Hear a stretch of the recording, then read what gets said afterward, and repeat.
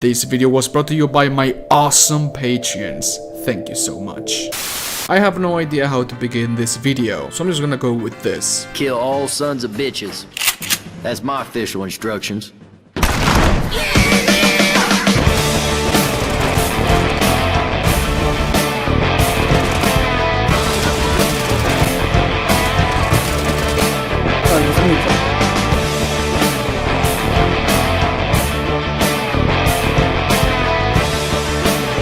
That's exactly how I felt back in March of 2019 when Turtle Rock Studios, the developers behind the Left 4 Dead franchise and the piece of shit that was Evolve, announced Back 4 Blood to the public. This game is being pushed as a spiritual successor to Left 4 Dead, so expect a striking resemblance to the latter, but not so much where they would get in legal trouble with Valve.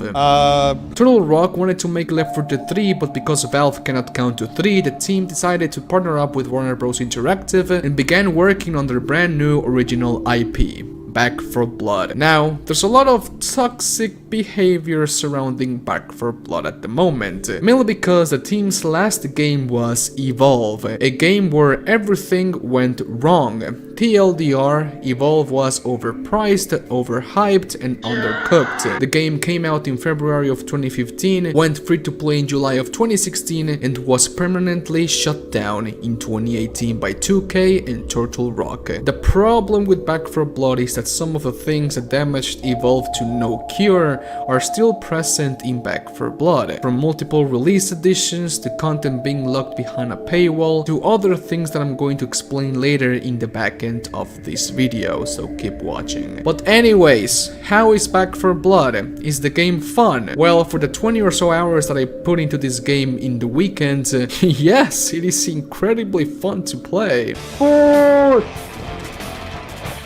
Don't push too much! First and foremost, this is a beta. The build I'm playing on is from May of 2021, so I'm not gonna go out of my way to say this game fucking sucks for something as little as not being able to break a lamp when I shoot it. Never installed Twitter. The game is still being developed and is subject to change in the final hours of release, and oh boy, do some things need to change or be enhanced. I'm not really going to focus on bugs or glitches, besides some wonky AI. The game runs great and I never really encountered any glitches to begin with. I was able to join my friends just fine, we never had any server disconnections and my game never crashed, even after running it on ultra settings in 1440p and reaching that butter smooth 144 frames per second. Que delicia. But now, let's talk about the gameplay. To my surprise, I wasn't expecting the gunplay to be this polished. Weapons feel good to shoot with, controls are very responsive, both on gamepad and mouse and keyboard, movement feels smooth as butter, and everything related to how the game feels from when you first get out of the safe room and when you reach your next objective feels great. Una puta araña!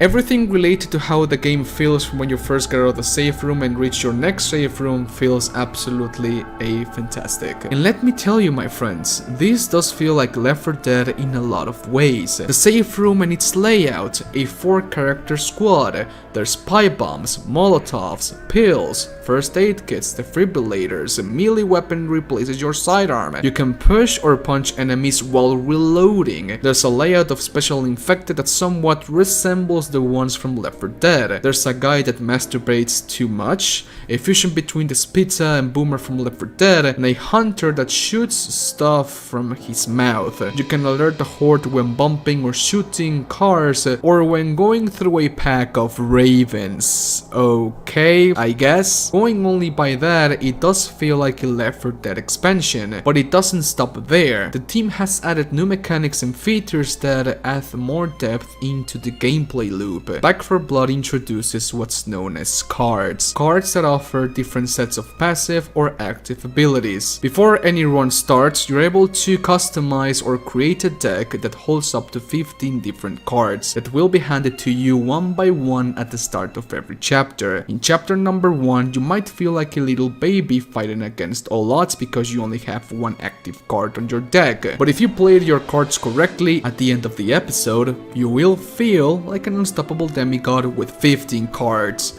Well, Not that much, but you get my point, my friends. Besides your active cards, the chapters you play in also start with something named corruption cards that alter the way the level is going to be played. If you have played Halo or Destiny, it's basically playing the campaign with skulls on. That's it. Besides the cards giving you different abilities or multipliers, like starting with 10% more ammo, 10% damage resistance, or each melee kill heals you 2 health points, each character also starts with his own passive ability and team ability that affects the whole squad. Hoffman's passive ability gives you the chance to scavenge ammo from killed zombies, and it gives my whole squad plus 10% max team ammo. And this creates a really cool synergy with other players. Playing your cards and choosing the right character can create the most epic of plays. I mained Hoffman for 90% of my whole early access beta playthrough for the sole purpose that I can get ammo from killing zombies and that my teammates get more ammo as well. And here is where I talk about one of the main problems I encountered with Back 4 Blood, and that was resource management. Ammo. I need ammo. I need ammo. I need ammo.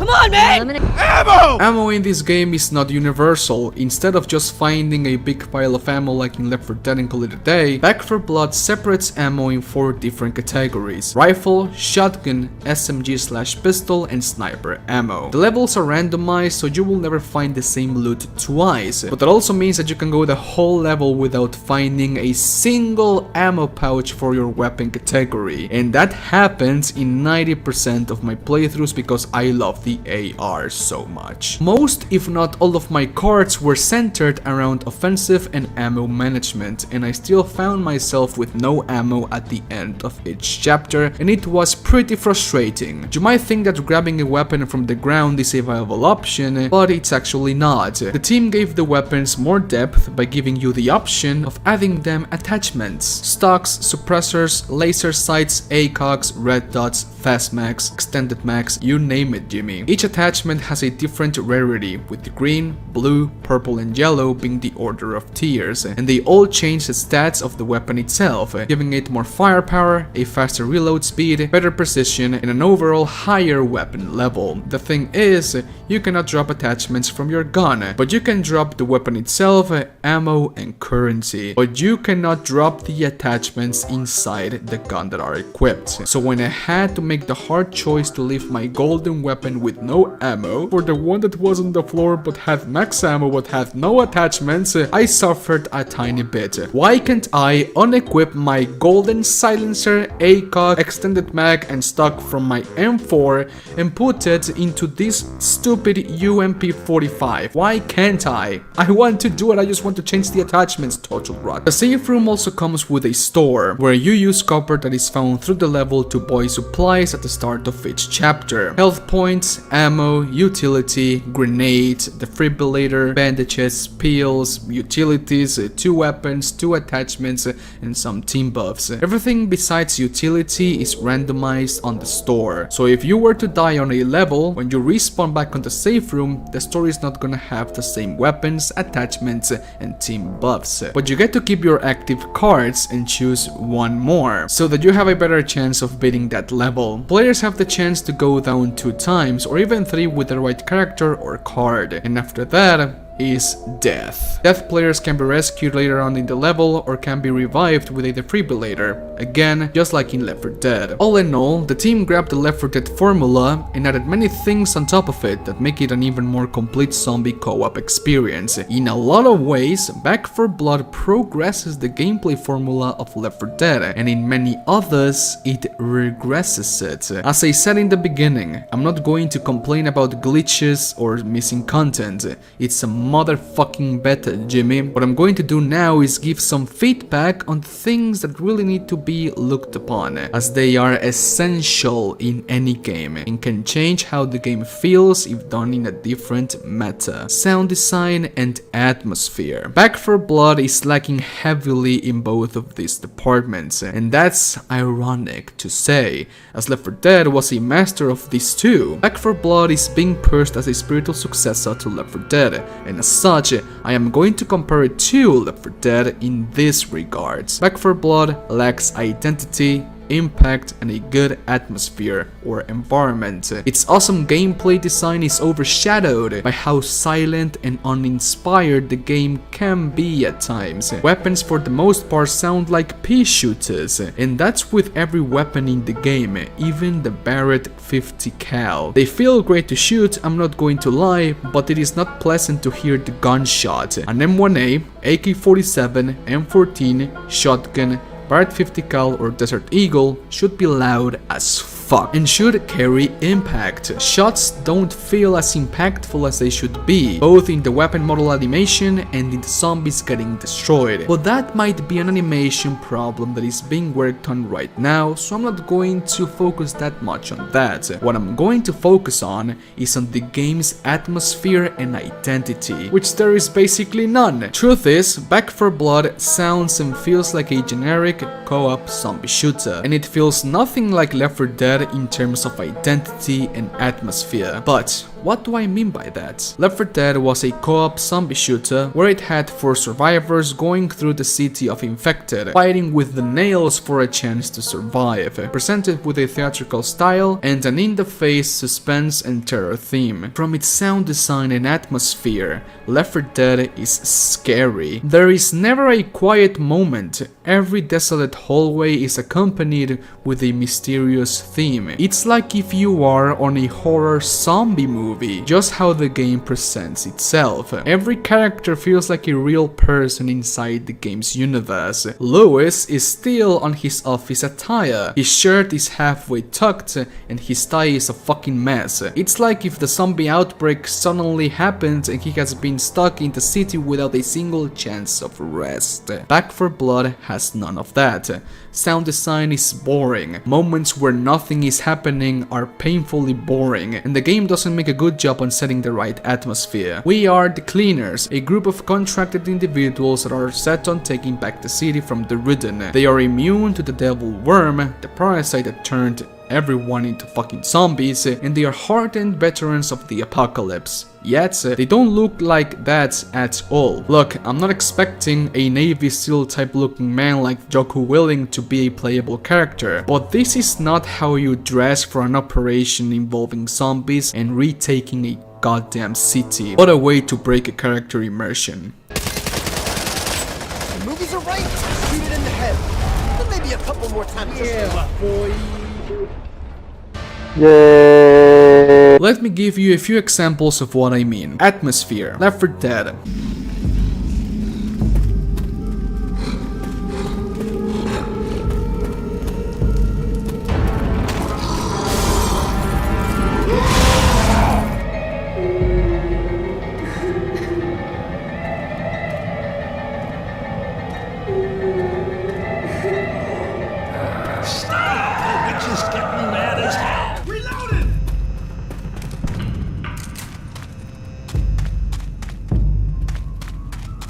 Weapons here!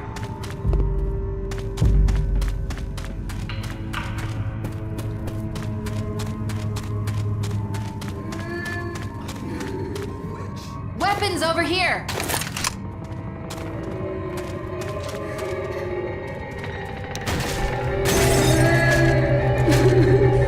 Back 4 Blood.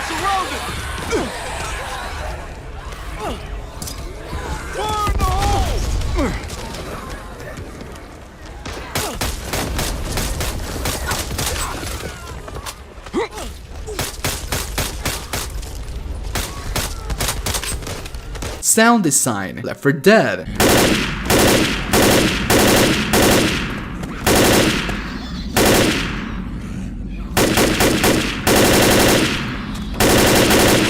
Reloading. Fire in the hole! She's getting mad.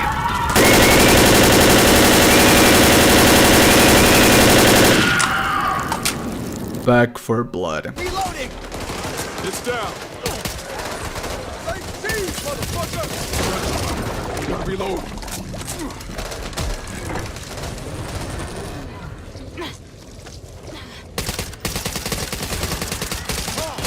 Walker! I thought you were trained to use that!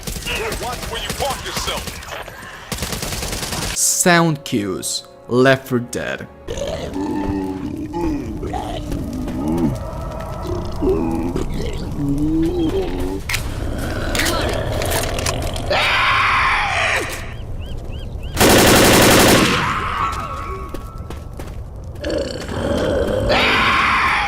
Back 4 Blood.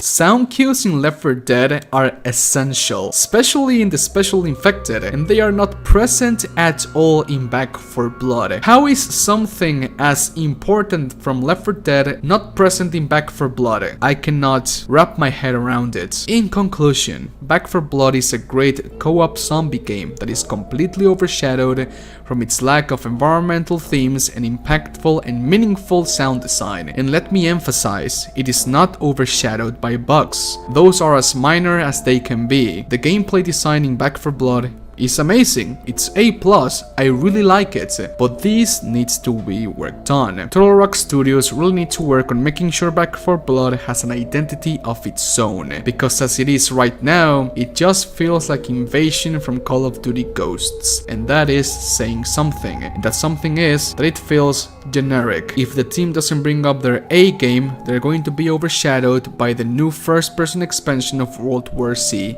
Aftermath, which is going to be great. But anyways, thanks for watching this video. One thing I absolutely adored were the reload animations. They were really tactical and I really appreciate them a lot. I love them so much. I wonder if Back 4 Blood, if Turtle Rock is going to add more weapons into the sandbox post-launch, and if they do, that would be so great. It's okay, Spartans, that was all for today. Stay safe, play video games, adios, bye.